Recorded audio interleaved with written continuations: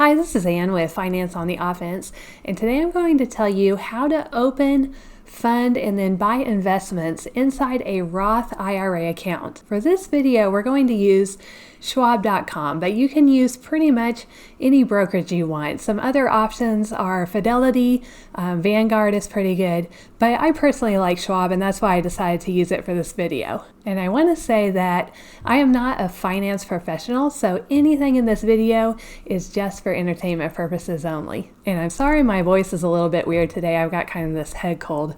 Hopefully that's what it is anyway. All right, let's get started.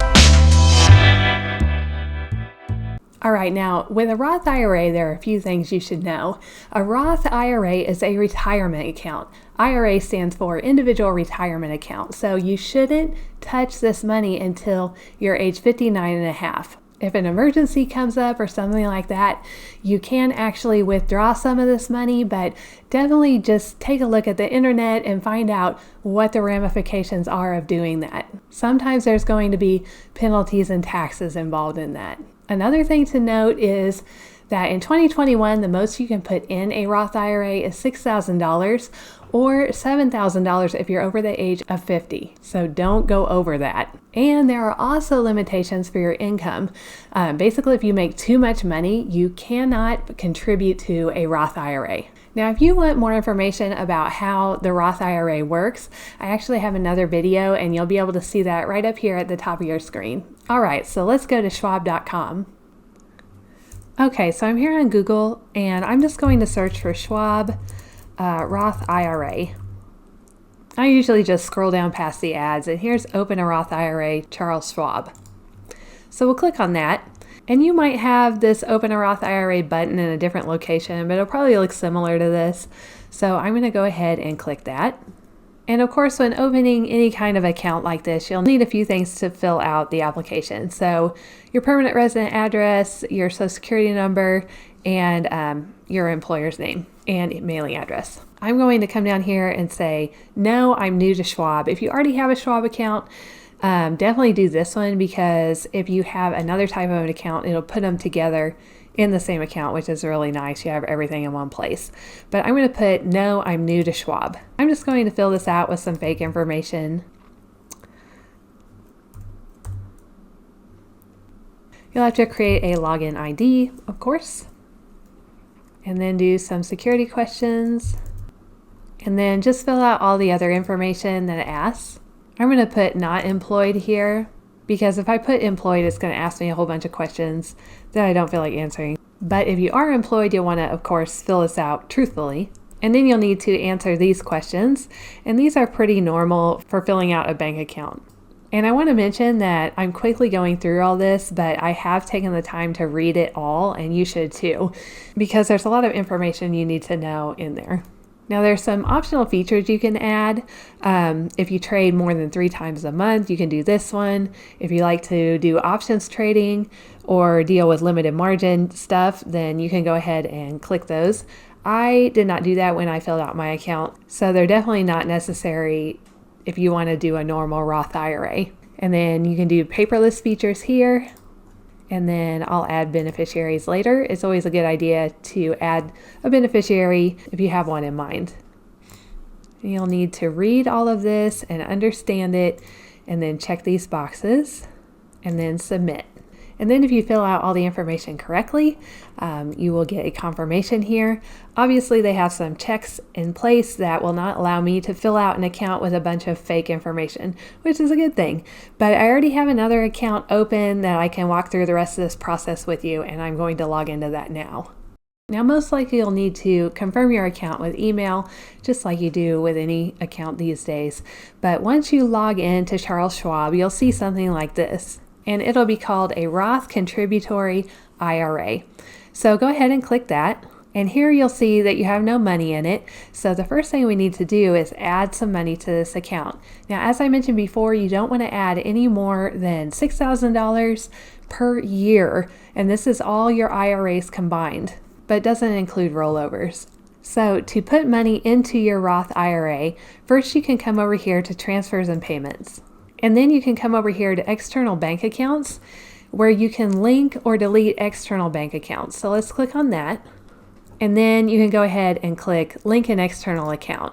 You'll want to read this, of course. Now you can either choose your bank that you want to transfer money into Schwab from. And if you don't see it, of course, you can search here. So let's say I'm going to do US Bank. Then you can do one of two ways. You can either enter your login for US Bank here. I wouldn't do that. I don't like the idea of a bank having my other bank's credentials, if that makes sense. Or the other option is to enter your account number and routing number and then go from there. Now, when you do this, you'll enter your account, your routing, and then whether it's a checking or savings, and then you'll hit continue.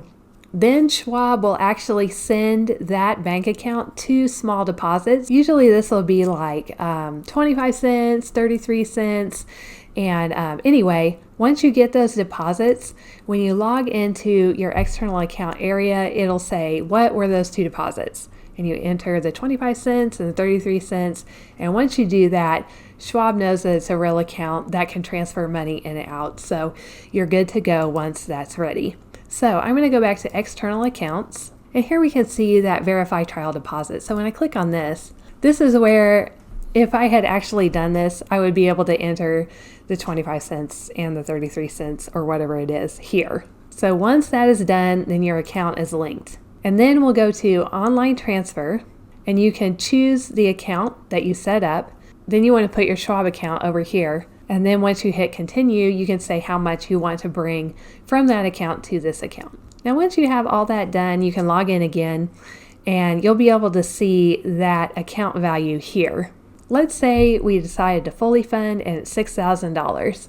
Now, once your money's in your account, the next step is to buy an investment. So this is going to be like a total stock market index fund or maybe an S&P 500 index fund. But if you're getting close to retirement, having your money so heavily invested in the stock market is probably not a good thing. So definitely check and do your research first before deciding on what funds and investments are right for you. So the last step is to actually buy investments with the $6,000 you put into your Roth IRA. By the way, if you're doing this between January and April, you can choose whether you want the $6,000 to count toward last year or this year, and it'll give you an option to do that. So to buy investments with our $6,000, which doesn't exist in this account, I'm going to come up here to trade.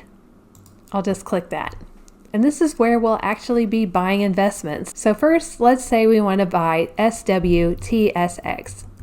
That is the ticker, and that's the Schwab Total Stock Market Index Fund. This has really low fees, and it basically just follows whatever the stock market's doing. So I'm going to click that. This is showing that each share of this fund is selling at $81.70. And if we have $6,000, that means 6,000 divided by 81.70. That means we can buy about 73 shares of this fund. So I'm going to come down here and choose buy.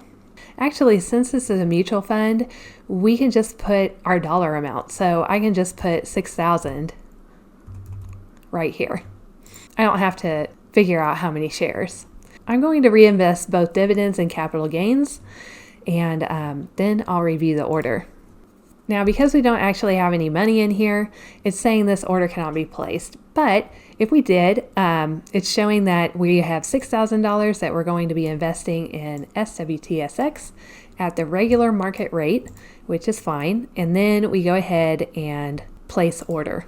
And at that point, you have invested your $6,000 in that index fund. Now, if you decide at some point you want to sell your SWTSX index fund and buy something else, that is totally fine to do that, but you'll want to keep it inside your Roth IRA account. So whether it's in there as cash or whether it's in there as an investment, it's still in the Roth IRA account, which is a good thing. If you pull it all the way out and you have a check sent to your house, that's when you're going to be looking at paying taxes on it, paying fees, and that is not something you want unless it's an absolute emergency that you need this money. All right, I hope this video has been helpful for you.